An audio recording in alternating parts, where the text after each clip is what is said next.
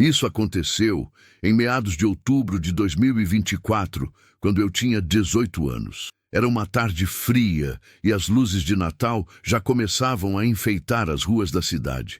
Eu estava no Shopping Morumbi, em São Paulo, apenas fazendo algumas compras para a minha família. Sempre gostei dessa época do ano. Das músicas suaves tocando pelos corredores, do cheiro de panetone misturado com perfume caro e do brilho das vitrines decoradas. Eu já havia passado por várias lojas, Renner, Sephora e até uma pequena loja de presentes artesanais. Com 3 sacolas cheias, decidi me sentar um pouco em um dos bancos próximos à árvore de Natal gigante, decorada com luzes douradas e bolas vermelhas. O shopping ainda estava movimentado, mas já começava a esvaziar. O som dos passos ecoava, misturado com risadas distantes e anúncios de fechamento das lojas. Foi nesse momento que um homem se sentou ao meu lado. Parecia ter uns 60 anos, cabelo grisalho, barba curta e olhos gentis. Ele puxou conversa, dizendo que aquela árvore o fazia lembrar das idas ao shopping com a filha. Ele parecia inofensivo. Falava com um tom calmo e um sorriso amistoso. Contou que morava ali perto e que ia àquele shopping todos os anos só para ver a decoração de Natal. Disse que tinha perdido a esposa recentemente e que desde então as festas haviam perdido o brilho para ele. Senti pena e tentei ser educada, mantendo o diálogo leve. Ele comentou que eu lembrava muito a filha dele e então mostrou uma foto no celular. Uma garota loira, talvez da minha idade. Eu sorri, meio sem graça, mas algo naquela imagem me pareceu estranho. Era como se o rosto da garota tivesse sido mal recortado, digitalmente colado em outro corpo.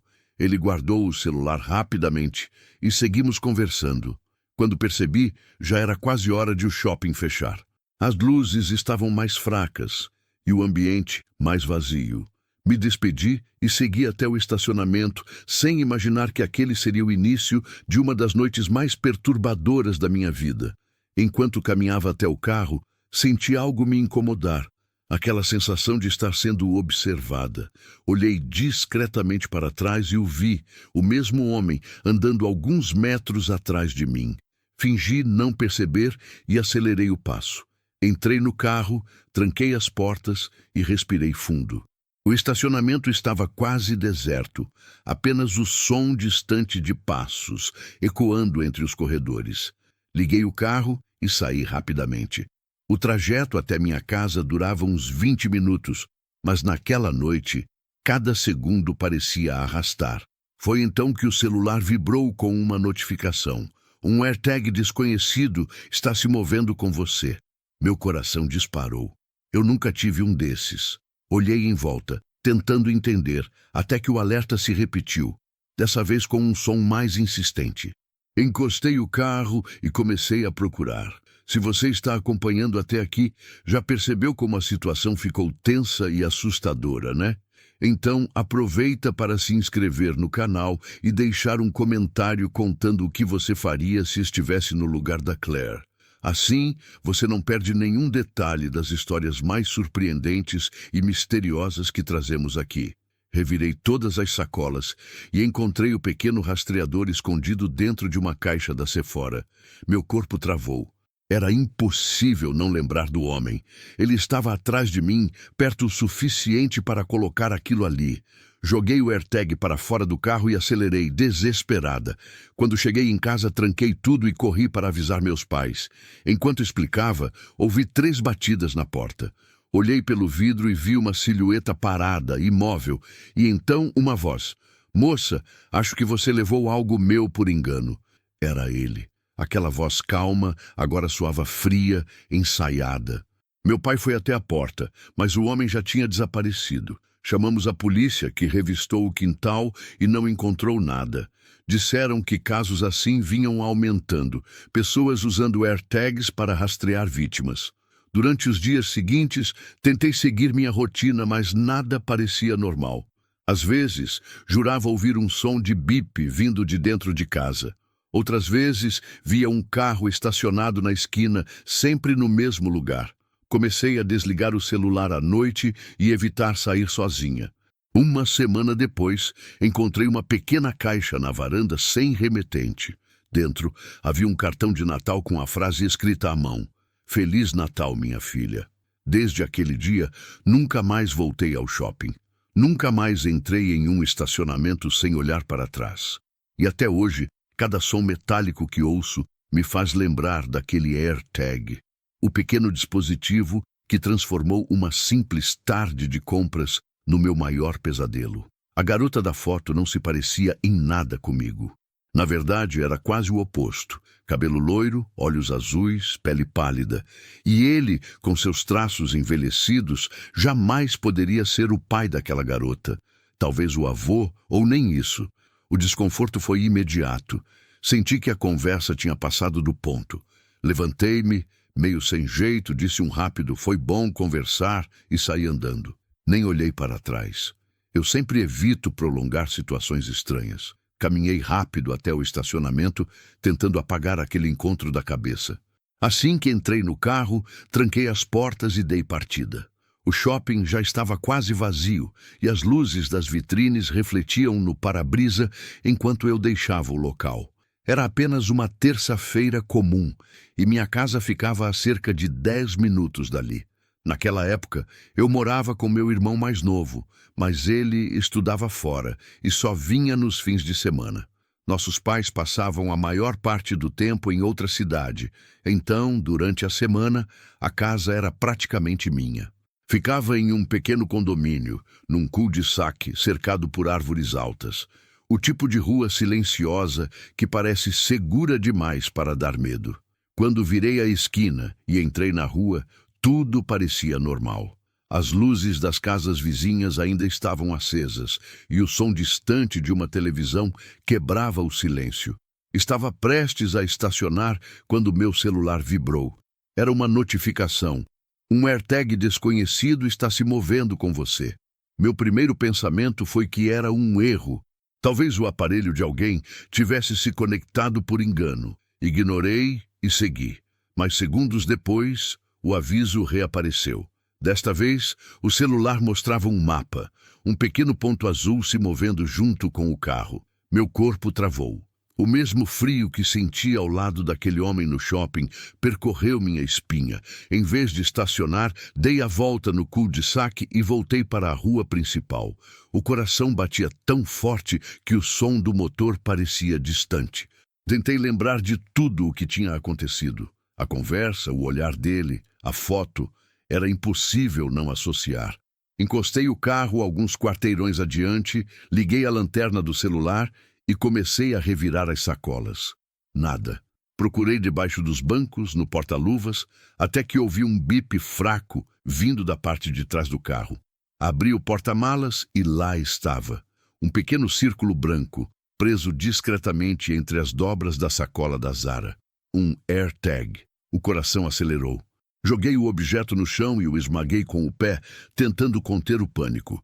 Entrei no carro e acelerei sem destino, olhando pelo retrovisor a cada esquina. Quando finalmente parei, já estava longe de casa. Liguei para meu irmão, mas ele não atendeu. A sensação de ser caçada era sufocante. Voltei para casa apenas quando o relógio marcava quase meia-noite. Entrei, tranquei tudo e desliguei as luzes. Enquanto tentava respirar fundo, uma notificação acendeu a tela do celular novamente. O dispositivo AirTag se moveu recentemente perto de você. Foi nesse momento que percebi, ele sabia onde eu morava. Eu precisava ter certeza de que o AirTag estava realmente no meu carro. Segui as instruções do celular para fazer o dispositivo emitir som. Esperei que o barulho viesse de fora, talvez preso ao chassi ou deixado em algum canto do porta-malas, mas o som veio de um dos sacos de compras no banco de trás. Meu corpo inteiro travou. Aquele bip metálico e constante parecia me perfurar. Vasculhei a sacola e, entre papéis de embrulho e caixas, encontrei o pequeno círculo branco. Era real. Um AirTag. Naquele instante, o ar pareceu desaparecer do carro. O coração disparou. As mãos tremiam. Eu o segurei por alguns segundos, sem saber se jogava fora ou guardava como prova. Por instinto, Liguei o carro e dirigi algumas quadras, o suficiente para me afastar da rua de casa. Joguei o dispositivo pela janela e vi o pequeno objeto rolar pelo asfalto, desaparecendo na escuridão. Senti um breve alívio, como se tivesse me livrado de algo impuro, e voltei para casa o mais rápido que pude. Ao chegar, abri o portão e fui direto para o corredor lateral, tentando entrar sem fazer barulho. Abri a garagem para guardar o carro, mas o veículo da minha mãe ocupava todo o espaço. Tive que deixá-lo do lado de fora, o que me deixou ainda mais inquieta. Fechei o portão e travei a porta principal. A casa estava silenciosa, exceto pelo leve zumbido do aquecedor. Peguei o celular e liguei para meu irmão, Cody. Contei o que havia acontecido com a voz trêmula. Ele, meio sonolento e com o tom arrastado, disse apenas: "Se alguém aparecer, liga para a polícia. Não abre a porta para ninguém." O jeito como ele disse aquilo me gelou por dentro. Era como se soubesse que algo pior estava por vir. Desliguei a ligação e tentei distrair a mente, andando pela sala, olhando o relógio, esperando o tempo passar. Mas então, o som, um barulho seco, metálico, a maçaneta da porta. Meu corpo congelou. Segundos depois, 3 batidas firmes ecoaram pela casa. O som ressoou nos meus ossos. Caminhei até a entrada devagar, cada passo pesado, o coração martelando no peito. A luz do corredor tremia, e por entre o vidro fosco da porta vi uma sombra, uma silhueta imóvel, alta. Foi então que ouvi a voz: "Ei, eu acho que você pegou o meu AirTag por engano." Aquela voz, eu a reconheceria em qualquer lugar. Era ele, o mesmo homem do shopping, o mesmo sorriso falso, agora transformado em algo frio e controlado. "Foi um erro, moça. Eu só quero meu dispositivo de volta." Cada palavra parecia ensaiada, carregada de intenção. Fiquei parada, sem conseguir responder. Olhei através do vidro texturizado e percebi o contorno de um rosto. Ele estava inclinado, tentando enxergar lá dentro. Quando percebi que ele me viu, dei um passo para trás. "Por favor, só quero pegar o que é meu", insistiu. Mas havia algo na maneira como ele falava, algo que não combinava com a história que contava. Ele sabia meu nome. Ele me chamou de Sofia. Nunca mencionei meu nome no shopping. Foi nesse momento que percebi. O AirTag não era apenas para me rastrear. Era uma armadilha, um convite para ele vir até mim. Liguei para o 190 com as mãos tremendo, mas antes que pudesse terminar a ligação, ouvi novamente sua voz, mais próxima da janela. "Eu disse que não vai doer." Foi quando entendi que se eu ficasse parada, talvez não tivesse outra chance. Mesmo que o que ele dissesse fosse verdade, o AirTag não estava mais comigo. Ele não teria motivo algum para estar ali, a menos que esse fosse o objetivo desde o início. Descobrir onde eu morava. A ficha caiu como um soco. Ele não queria o dispositivo, queria me encontrar. Liguei para Cody outra vez. No começo, ele achou que era brincadeira, até ouvir meu tom desesperado. Quando percebeu que eu falava sério, respondeu com firmeza: "Fica trancada, eu tô indo para casa agora." O bar onde ele trabalhava era a poucos minutos dali. Tudo o que eu precisava fazer era esperar. Apenas 10 minutos. Mas 10 minutos podem se tornar uma eternidade quando o medo decide morar dentro de você. Caminhei até a porta e olhei pelo vidro. A rua estava vazia. Nenhum sinal dele. Talvez tivesse ido embora. Respirei fundo, tentando me convencer disso, e fui para a sala, onde liguei a televisão para preencher o silêncio sufocante que dominava o ar. As luzes da tela piscavam refletindo nas paredes, e o som da TV era a única coisa me mantendo sã. Sentei no sofá, tentando focar em qualquer programa aleatório, apenas para não pensar. Olhei de relance para a janela, e algo pareceu se mover lá fora. Um reflexo, uma sombra. Virei a cabeça rapidamente, mas não vi nada. Fiquei imóvel por alguns segundos, os olhos fixos, esperando que fosse só paranoia. Tentei rir de mim mesma, mas o riso morreu na garganta. Então, segundos depois, ouvi a voz. Eu adoro quando eles fingem que não estão vendo.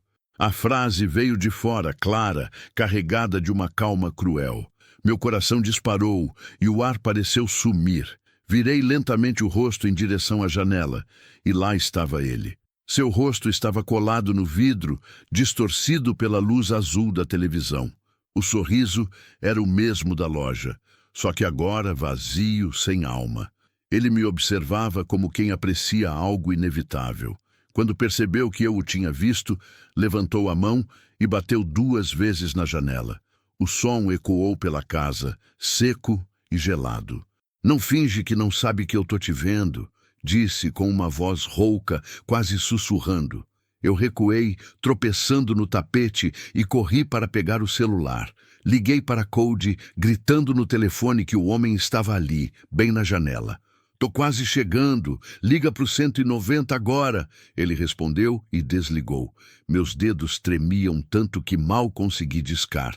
As batidas na janela ficaram mais fortes, mais rápidas, como se ele estivesse testando a resistência do vidro. A televisão ainda estava ligada, e por um instante a risada artificial de um programa de comédia se misturou aos sons do terror que acontecia do lado de fora. Consegui finalmente fazer a ligação. A atendente pediu que eu ficasse calma, mas minha voz já era só soluço.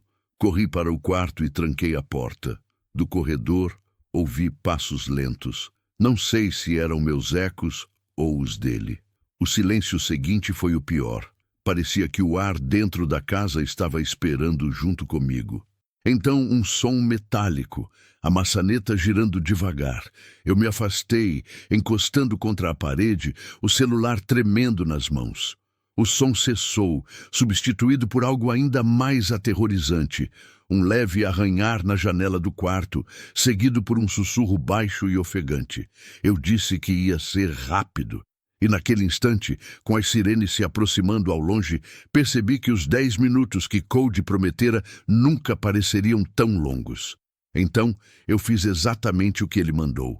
Fiquei no chão, sem me mover, observando enquanto aquele homem permanecia parado do lado de fora, imóvel, sorrindo, como se estivesse se divertindo com o meu medo. O tempo parecia congelar. Eu mal conseguia respirar. Finalmente, reunindo o pouco de coragem que me restava, saí correndo do quarto e me tranquei na pequena oficina dos fundos, o único cômodo da casa sem janelas. Lá dentro, o silêncio era absoluto, interrompido apenas pelo som frenético do meu coração. Minutos depois, ouvi o motor de um carro se aproximando. Era o carro do Cody. Ele entrou gritando meu nome e eu corri para abraçá-lo. Quando olhamos pela janela da sala, o homem já não estava mais lá.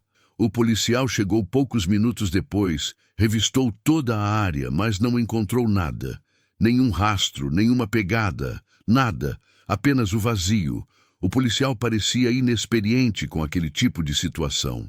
Ele admitiu que não sabia exatamente como lidar com rastreadores AirTag, mas me deu um número de registro e orientou que eu entrasse em contato com a Apple para tentar rastrear o dono do dispositivo.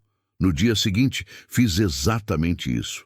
Mas logo percebi que o processo seria muito mais complexo do que eu imaginava. Burocracia, formulários, prazos. Quando as semanas passaram sem nenhum novo sinal, sem vozes na janela ou notificações estranhas no celular, comecei a acreditar que ele tinha desistido. Talvez o homem tenha visto as luzes da viatura e fugido. Ainda assim, algo dentro de mim dizia que não era o fim. Às vezes eu me pegava lembrando das fotos no celular dele. A garota loira, o sorriso congelado, e me perguntava quem ela era. Uma filha? Uma vítima? Eu só podia rezar para que fosse apenas uma imagem qualquer da internet e não o registro de algo terrível. Desde aquele dia, nunca mais fui a mesma pessoa. Eu, que antes adorava sair sozinha, agora não conseguia caminhar à noite sem olhar para trás a cada passo. Trancar portas virou um ritual obsessivo e o som de uma notificação no celular me fazia gelar. O tempo passou e a vida seguiu seu curso, mas o medo permaneceu. Silencioso, mas presente. Meu nome é Clara, e por muito tempo eu evitei contar essa história. Hoje, anos depois, moro em outra cidade, num apartamento pequeno, tentando recomeçar. Achei que o passado tivesse ficado para trás. Até que, em uma noite qualquer de terça-feira, algo familiar aconteceu. Eu estava voltando do trabalho, um trajeto curto de 15 minutos. O céu estava cinza e o vento frio me fazia caminhar mais rápido. Ouvia um podcast, distraída, até que o som foi interrompido por uma notificação. Um AirTag desconhecido está se movendo com você. Parei no meio da calçada. O sangue sumiu do meu rosto. Olhei em volta, tentando achar uma explicação lógica. Talvez alguém tivesse deixado as chaves por perto ou o sistema estivesse com defeito. Mas quando abri a notificação e vi o mapa com um pequeno ponto se movendo exatamente na minha direção, percebi que aquilo não era coincidência. Era o mesmo aviso, a mesma sensação. E naquele instante, com o frio cortando o ar e a rua completamente vazia, eu entendi. O passado não tinha acabado. Ele só estava me esperando encontrar de novo. A notificação dizia que o AirTag havia se movido comigo por mais de 1 hora. Isso significava que ele estava escondido no meu carro durante todo o trajeto. Ou pior, já estava lá antes mesmo de eu entrar. O medo me paralisou, mas ainda assim, revirei cada canto do veículo, debaixo dos assentos, no porta-luvas, até no porta-malas. Nada. Nenhum sinal. E mesmo assim, meu celular insistia. O rastreador ainda estava por perto. Foi quando percebi o que realmente estava acontecendo. Alguém tinha colocado um AirTag no meu carro. Alguém que sabia onde eu morava, onde eu trabalhava e agora, onde eu estava. O desespero cresceu. Dirigir para casa significava levá-lo direto ao meu endereço, mas eu não tinha outra opção. Estacionei e revirei o carro novamente, mais fundo, com as mãos tremendo. Nada, nenhum dispositivo, nenhum som. Só o eco da minha própria respiração. A parte racional de mim dizia para chamar a polícia, mas o medo sussurrava. Eles não vão encontrar nada. E, de fato, como provar que alguém estava me espionando se não havia evidências? Tentei me convencer de que o pior já tinha passado. Afinal, meu prédio tinha portões e câmeras. Mas quando o sono chegou, ele trouxe com ele uma sensação sufocante, como se eu estivesse sendo observada. Na manhã seguinte, o aviso apareceu de novo. AirTag movendo-se com você. E mesmo tentando ignorar, o pânico me consumia. Passei o dia distraída, checando o celular a cada minuto, esperando ver o ponto sumir. Quando cheguei em casa à noite, decidi que precisava encontrá-lo. Revirei o carro inteiro, até que ao enfiar a mão entre o estofado e o painel traseiro, senti algo frio, metálico. Meus dedos tocaram o rastreador. Tirei a bateria e o segurei nas mãos. Pequeno, inofensivo, mas capaz de destruir a minha paz. Saber que alguém estava acompanhando cada passo meu me deixou em pedaços. Durante horas, fiquei imaginando quem seria. Ex-namorados, colegas de trabalho, alguém que me viu e decidiu me seguir. Nada fazia sentido. Na noite seguinte, o destino decidiu piorar tudo. Quando cheguei em casa, percebi de longe. A porta do meu apartamento estava entreaberta. Fiquei imóvel. Moro sozinha. Ninguém deveria estar ali. Em vez de entrar, corri para o carro e liguei para a polícia. Eles vasculharam o local, mas não encontraram sinais de arrombamento. Nenhum objeto fora do lugar. Nada que explicasse o que aconteceu. Mostrei as notificações do AirTag, contei tudo, mas eles apenas perguntavam se eu tinha inimigos, algum ex-ciumento. Respondi que não, mas lá dentro algo me dizia que o pesadelo estava longe de acabar. Com o tempo as coisas pareceram acalmar. Mudei de apartamento, tentando deixar o medo para trás. Até que anos depois, algo semelhante aconteceu com outro morador da cidade. Um caso tão bizarro que acabou virando notícia local. Um homem alegava estar sendo perseguido por alguém usando um AirTag, o mesmo dispositivo que havia arruinado meus dias de paz. Seu nome era Caio, e sua história parecia um reflexo sombrio da minha. Ele havia terminado um relacionamento turbulento com uma garota chamada Daisy, e desde então, sua vida se tornara um espiral de paranoia e acusações. No início, ele achou que a ex estava apenas obcecada, mas quando começaram a aparecer fotos dele em lugares onde nunca lembrava de ter sido visto, percebeu que algo muito mais profundo estava acontecendo. Caio descobriu que o AirTag que acompanhava seus passos estava dentro da bolsa que desapareceu numa festa semanas antes. O rastreador aparecia e sumia do mapa como se alguém o controlasse, levando-o a academias, parques e locais aleatórios. E cada vez que ele chegava, o sinal desaparecia. O que ele não sabia era que estava sendo manipulado. Sua ex havia criado um plano meticuloso para incriminá-lo. Fotos, mensagens falsas, até um diário plantado em sua casa com relatos inventados sobre perseguições. Quando a polícia o prendeu, tudo parecia contra ele, cada evidência cuidadosamente construída para parecer real. Caio quase perdeu tudo: o emprego, a liberdade e a própria sanidade. O que o salvou foi o improvável. Um cúmplice de Daisy confessou o esquema. Revelou que ela havia usado o AirTag para rastrear Caio e manipular o sistema, fingindo ser vítima quando, na verdade, era a agressora. As mensagens, as fotos, o diário, tudo havia sido fabricado. Quando a verdade veio à tona, Caio foi libertado, mas o trauma ficou. Ele dizia que, desde então, cada barulho no celular o fazia gelar. E eu o entendo, porque ambos fomos prisioneiros do mesmo tipo de medo. O medo invisível que a tecnologia pode criar quando cai nas mãos erradas. Às vezes, o monstro não está escondido debaixo da cama. Ele está dentro de um pequeno círculo de metal, pulsando, acompanhando silenciosamente cada passo que você dá. Se você chegou até o final desse vídeo, parabéns por acompanhar cada detalhe dessa história de arrepiar. Para não perder nenhum vídeo novo, inscreva-se agora no canal e deixe seu comentário. Sua participação faz toda a diferença e ainda ajuda a gente a trazer mais histórias impactantes como essa.